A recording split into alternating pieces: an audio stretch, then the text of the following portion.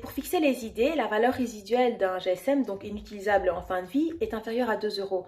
Ce facteur économique, on le comprend donc bien, à lui tout seul ne peut pas justifier le besoin de collecte.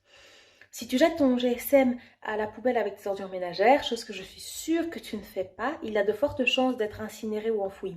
Le recycler permet donc non seulement d'en gérer proprement les substances potentiellement nuisibles, mais également de réduire la consommation énergétique nécessaire à la fabrication de nouveaux matériaux téléphoniques, donc en comparaison avec la filière primaire un peu plus linéaire.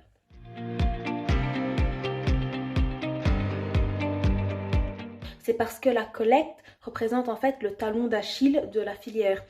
Actuellement en Belgique, moins de 10% des smartphones sont ramenés à un point de collecte pour être recyclés et les recycleurs ont besoin d'un volume minimal pour pouvoir procéder au recyclage effectif des smartphones. Donc tu l'auras donc compris, garder ton GSM, c'est stocker inutilement des matériaux qui sont revalorisables et en fait à plus grande échelle, c'est entraver et retarder le processus de recyclage et également mettre des bâtons dans les roues du processus nous menant à une économie durable un peu plus circulaire.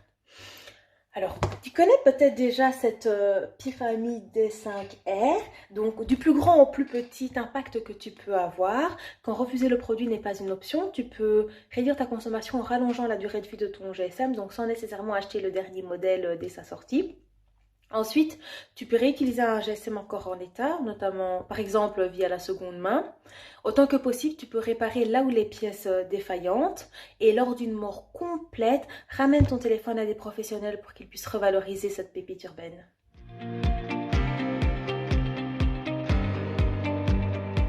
Vous l'aurez compris, en matière de matériel électronique, il y a encore beaucoup à faire et chaque geste compte.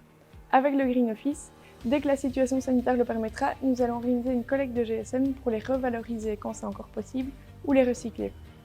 D'ici là, n'attendez pas pour vous lancer dans une démarche d'économie circulaire. Vous pouvez tenter de réparer votre GSM plutôt que de le remplacer ou alors acheter de seconde main ou reconditionner. Beaucoup de solutions existent.